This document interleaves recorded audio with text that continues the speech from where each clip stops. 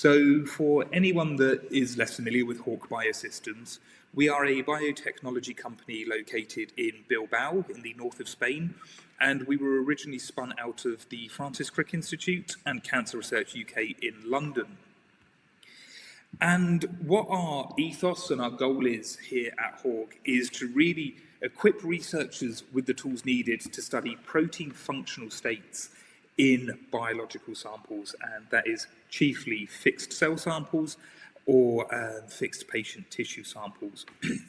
Now, where a lot of researchers pay a lot of attention to protein expression, we're really strong believers that where we really want to be focusing, as I said, is protein functional states, be that protein-protein interactions or post-translational modifications, because at the end of the day in biology, it's these protein functions, these interactions, modifications that drive biological mechanisms.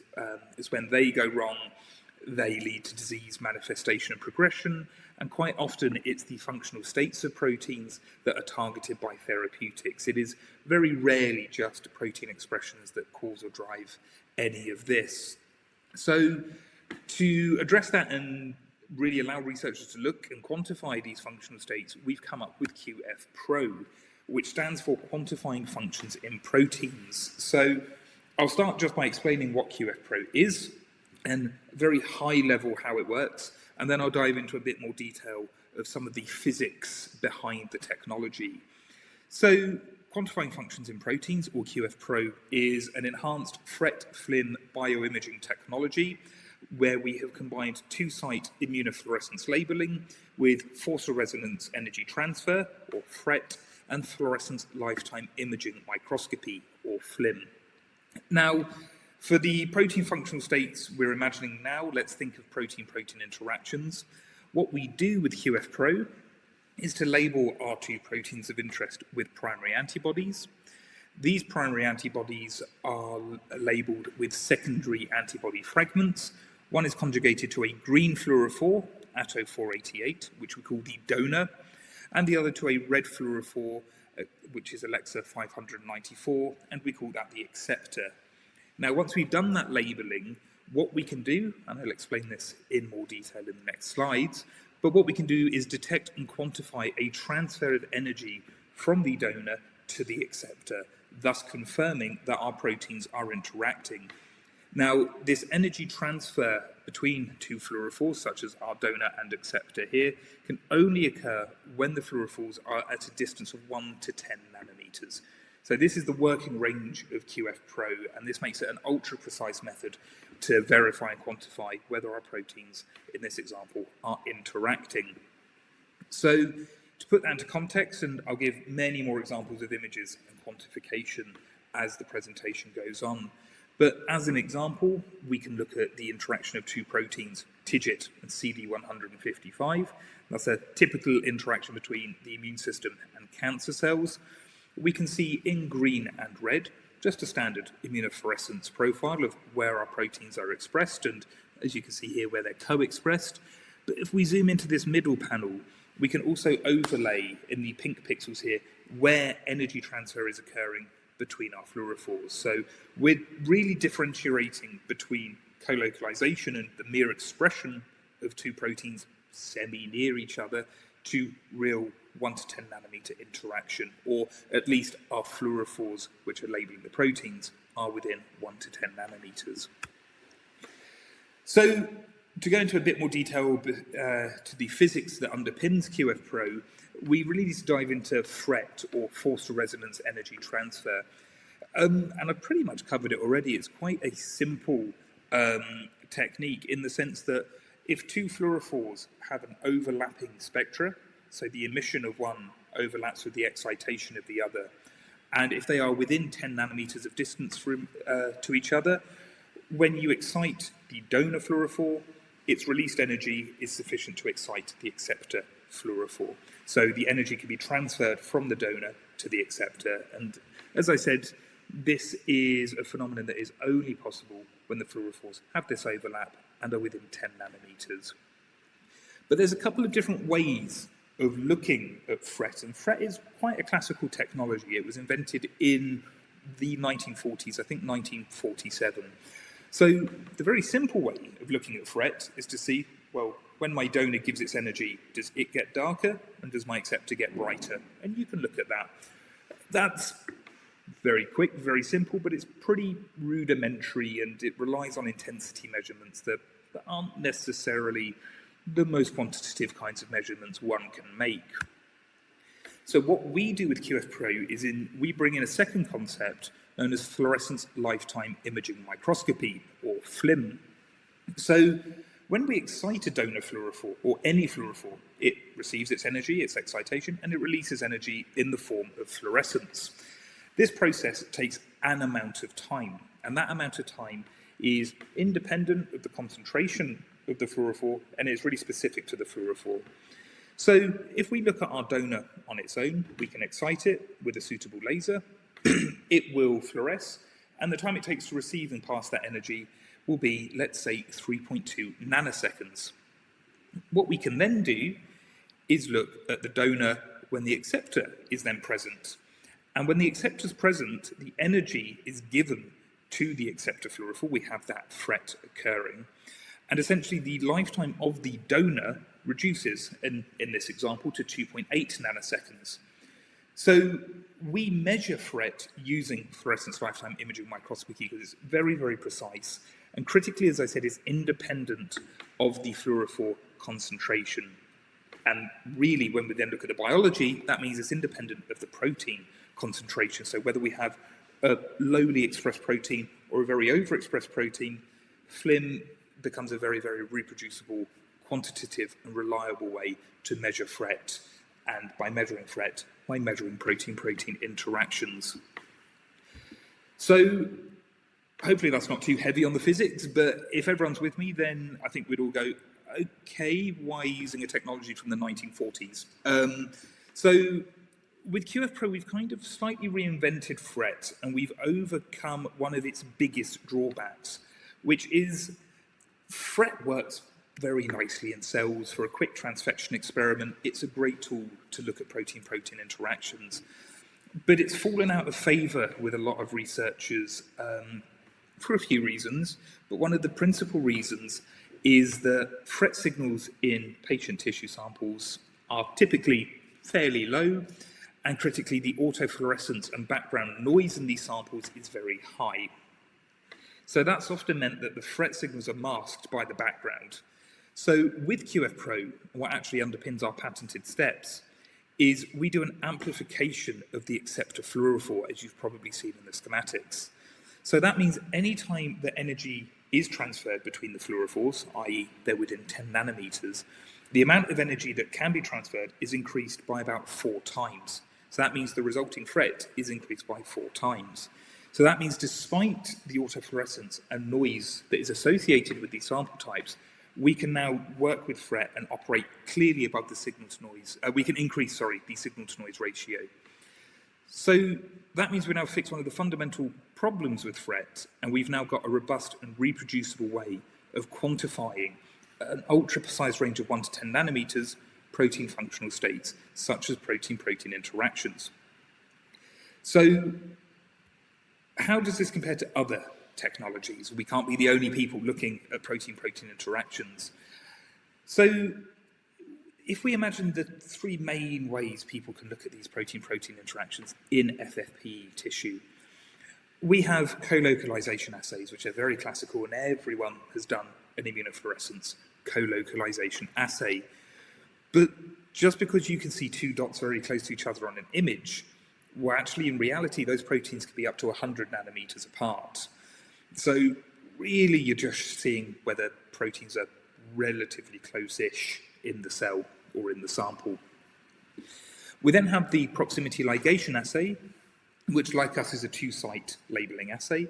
And this takes a step in the right direction if the complementary oligoprobes of our labeling antibodies are within 40 nanometers, we'll get the generation of a fluorescent dot.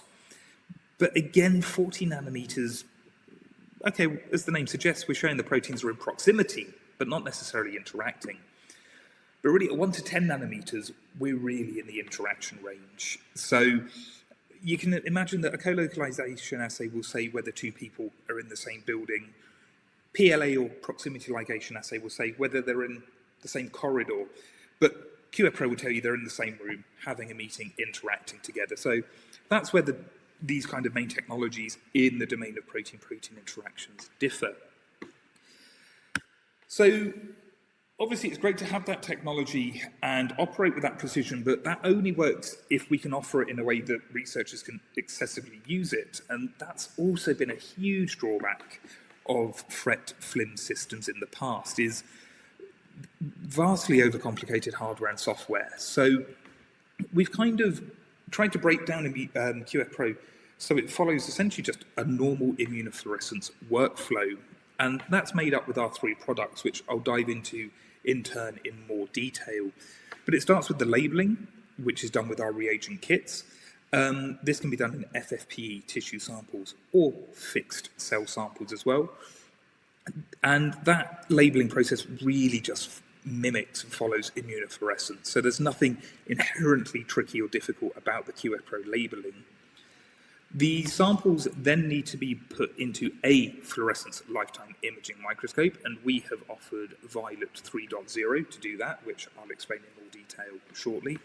And then we've got a nice simple software for navigating the sample, identifying areas of interest, and acquiring that data. And the output, as you will see, are those nice spatial images, but critically also a quantitative QF-Pro score. So in more detail then, the products that really allow people to use and reap the benefits of QF-Pro. So it all starts with the QF-Pro reagent kit. We've really tried to keep this as a simple open kit that people can use to screen antibodies of interest. So rather than constricting people that one kit will do one biomarker, with QF-Pro you can look at multiple biomarkers within a single kit. So the kit contains everything needed to do the labeling, so blockers, buffers, that donor and acceptor fluorophore pair, the amplification reagents. The only thing that the user has to provide is a mouse-rabbit antibody pair, which, as you can see, are then recognized by our secondaries. So this means that you can use different mouse-rabbit antibody pairs to look at different targets in different samples. One can look at and work with commercially available antibodies, proprietary antibodies. Really, we try to keep that as flexible as possible. So, as I said, all a user needs to provide is a mouse-rabbit antibody pair, and this will enable the labeling of up to 50 experiments with a single kit. What then has to happen when these samples are prepared is that they are fed into a fluorescence lifetime imaging microscope. Now, historically, FLIM microscopes have been pretty enormous. They take up the best part of an entire microscope table. They're often run in dark, air-conditioned rooms with technicians that see very little daylight. We've tried to address that and come up with another solution that's much more tailored towards an end user, so they can have this as an accessory box that sits in their laboratory, and that's Violet. So it's a benchtop fluorescence lifetime imaging microscope. Within Violet, we have market-leading modulated diode lasers and a FLIM camera. We have a 4-channel LED system to support the device and allow for routine immunofluorescence. We have a range of objectives. We have a 2x dry objective for overview scanning of the sample, and then 20 and 40x dry objectives for sample analysis and acquisition. And as I said, this is compatible and can take 4 FFPE microscope slides at a time or 1 multi-well plate. And unlike other FLIM systems which need alignment, a lot of optimization, an expert technician to run them, here the user just presses a button on the side to power on the device, opens this lid and introduces their samples, whether that be multi-well plates or microscopy slides. And then that's all the interaction that the user has to do with the hardware. It then really comes down to the software, where again, we've tried to make this as simple as possible so the end user can just get on with what matters, which is extracting meaningful, quantified proteomic data from their samples. So we've broken it down into a very simple workflow of introducing details of the experiment, the acquisition tab, where we can navigate our samples of interest. We can look at the LED channels and the different channels we may want to visualize, and we can build up a map of regions of interest. Essentially, we then press go, and we're given our images.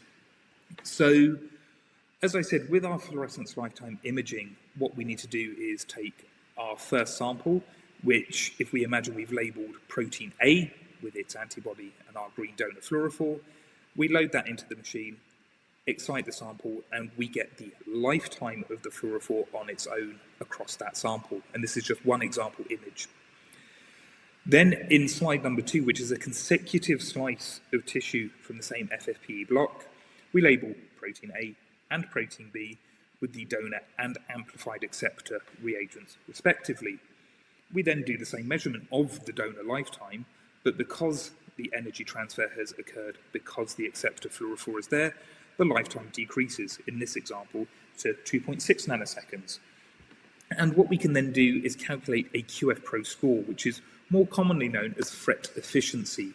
And this, as you can see in this equation, just does a small calculation in the lifetime of the donor in the presence of the acceptor versus the lifetime of the donor alone. And with that, we have a QF-Pro percentage score, which we can use to correlate with whatever variables we may be interested in. So, to bring all of that together and really show people what matters, what am I going to get out of the QF-Pro assay and the Hawk products? So, I'll run through a series of research experiments of what we have done with the technology, and this is to show a little bit of the flexibility of what can be done with QF-Pro. It's not an exhaustive list at all.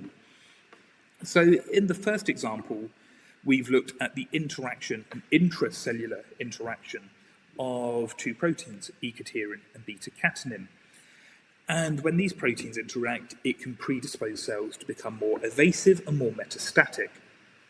So what we can see in these example images is in both patient number 1 and patient number 2, we have strong labeling and signal and expression of beta-catenin and E-cadherin in green and in blue respectively. But only in patient number 2 do we see these red pixels, which is where the energy transfer has occurred because the fluorophores are within 10 nanometers. So it's really nice. We can map where that interaction state is occurring within patient number 2. But really critically, we can use those QF-Pro scores that I mentioned in the previous slide, and we can quantify how interactive those proteins are. So what we can first see is we can capture a huge amount of heterogeneity within patient number 2. And this is based on, within that sample, we would have taken around 10 images to capture the heterogeneity of that sample. So we can capture that in a quantitative manner, but also build up statistical significant differences between patient number 1 and patient number 2. So that really shows that we can spatially map where the interaction is, but where that real strength is the quantification. But we can also benchmark ourselves here and see, well, how would just regular immunofluorescence co-localization have worked? Why bother with this when I could just merge these two images? Well, what we can see is, here just in green and in blue, we can do a merge for patient number 1 and patient number 2. And we can see there's more overlap in patient number 2, which would correlate with that interaction that we've seen here. But here we're now seeing a lot of overlap between the two proteins in patient number 1. So this wasn't seen at the 1 to 10 nanometer level of fret, but this is captured with the 70 to 100 nanometer resolution of co-localization microscopy. So we can see that co-localization really can lend itself towards false positives, and it is capturing proteins that are co-expressed near each other relatively, but they're not really interacting. Another cool example we've got is where we've looked at the interaction states of HER2 EGFR, HER3 EGFR, and HER3 HER2 in head and neck squamous cell carcinoma. These images are a bit different, so these are essentially time-shot snaps of different evolution periods of the software and how we represent the images. This is now how the images are represented in the QF-Pro software. And what we can see if I walk everyone through what's on the screen is we can see nice expressions of HER2 EGFR in the nuclei here, or HER3 EGFR or HER3, HER2. So we get those nice expression profiles still. We can overlap them, overlay them, see where co-localization is existing. But then here we've chosen to visualize it here as the nuclei plus the interaction states in pink.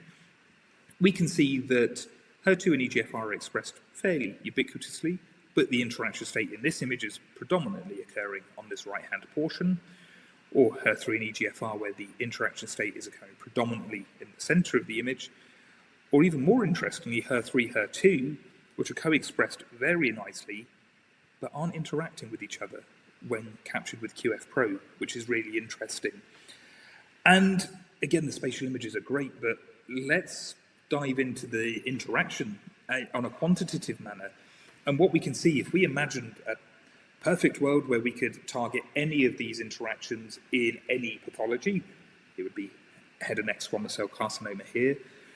Well, we could see that therapies blocking EGFR and its ability to dimerize with HER2 and HER3 could be very nice signaling pathways to target here. But targeting HER3, HER2 really wouldn't make any therapeutic sense, as it's expressed, but it's not functionally active or functionally interactive here. So there are a couple of examples of how we've done a protein-protein interaction, but I had mentioned protein post-translational modification. So how would we capture that? Well, this is a much, much older application and actually goes back to the roots of Hawk Biosystems as a company, is we wanted to look at a protein called protein kinase B, which is also known as AKT. And we had theorized that its phosphorylation state, its activation state, would be prognostic in a range of cancers. It's often dysregulated in a lot of solid tumors. But when just using immunofluorescence to look at the expression of protein kinase B, or the expression of phosphorylated protein kinase B, didn't really predict anything, which was quite unusual. But then we came up with the idea of using a two-site FRET assay, QF-Pro, to really confirm that, okay, if you see energy transfer, it means you are targeting the protein and its post-translational modification. So you're not susceptible to the problems of non-specific binding, antibody specificity, and immunofluorescence. We can really monitor, okay, I want to tag my protein and its activation state. And in a cell model that I'm presenting here, we can actually stimulate this pathway with epidermal growth factor for 0, 1, 2, 5, and 10 minutes. And what we can see is a really nice time response curve of how the more we stimulate, or for the longer we stimulate this sample, the more activation and phosphorylation state we can get.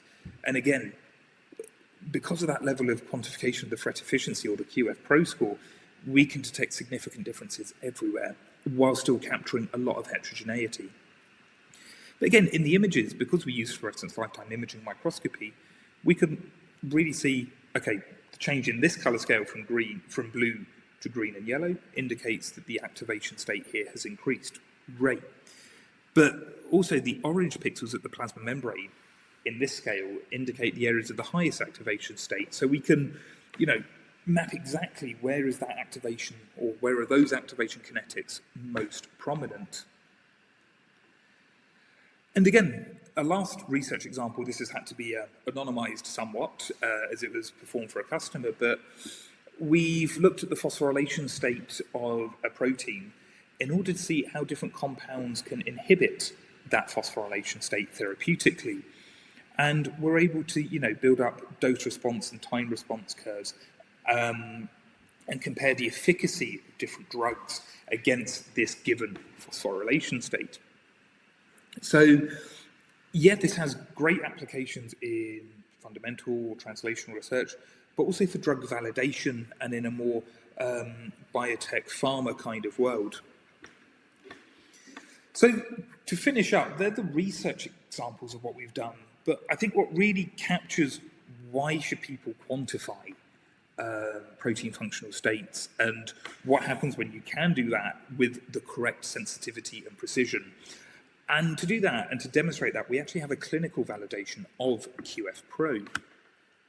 And we wanted to address a really large unmet clinical need, which is the low response rates to immunotherapies in solid tumour patients, which can be as low as 12%. And effectively, as a background to immunotherapies, there are different immunotherapies, and the immune system has evolved to detect and attack cancer cells naturally. However, cancer cells have equally evolved, and they hide from the immune system. One of the mechanisms they do that involve what is called immune checkpoints.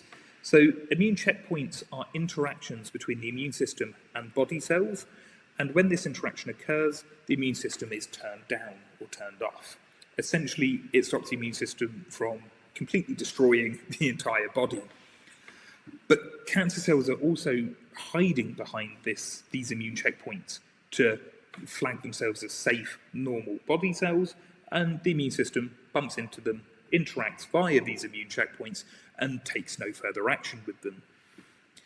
So it was determined if these interactions are inhibited, the immune system isn't deactivated, it can remain active, and it's more likely to be able to see the cancer cell for what it is, and then attack it and clear it.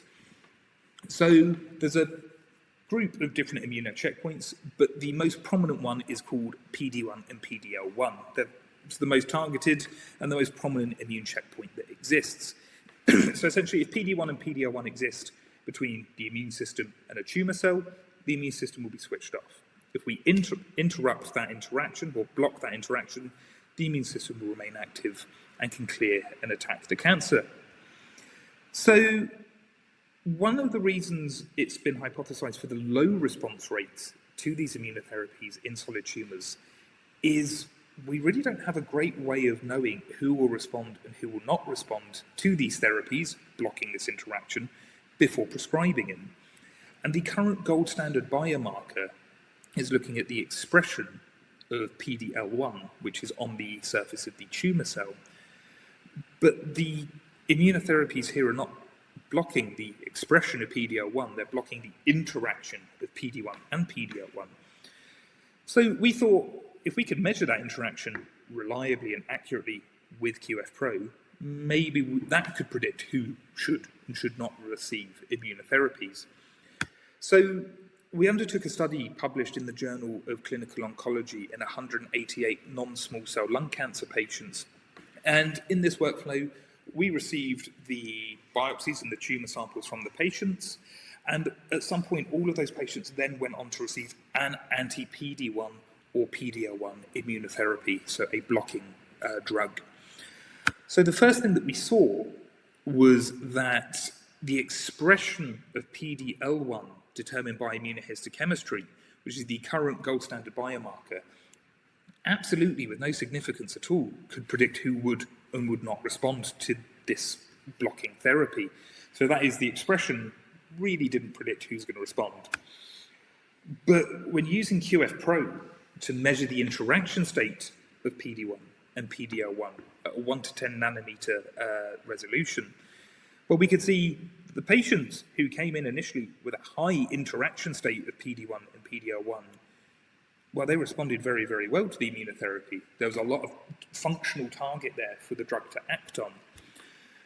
And on the other side of that, the patients who had a lower interaction of PD-1 and PD-L1 when we received the samples, well, there was much less for the drug to do.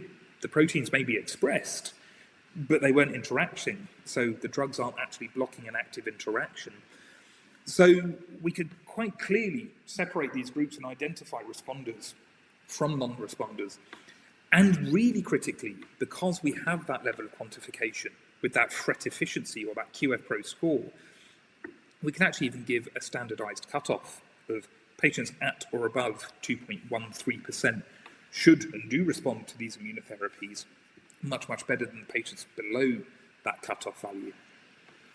And going through these patients, the same cohort in a little bit more detail, where we've looked at them based on their PD-L1 expression, again, the current gold standard biomarker, or the QF-Pro interaction, we can see that there are patients with a high expression of PD-L1, but despite that high expression, it's not interacting with PD-1.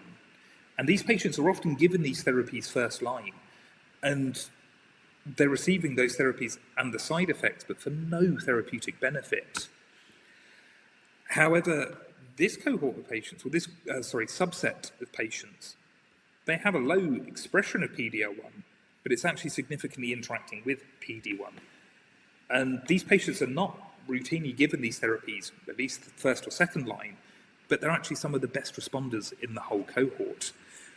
So really, if we could rescue both of those groups of patients, we could potentially increase the efficacy of these immunotherapies by up to 280%. So that is really bringing it all together. If we can look at proteomics in the correct manner, where in this example we could potentially triple the response rates to these therapies and maybe even double the overall survival rates of non-small cell lung cancer by rescuing those two groups of patients to the correct therapies.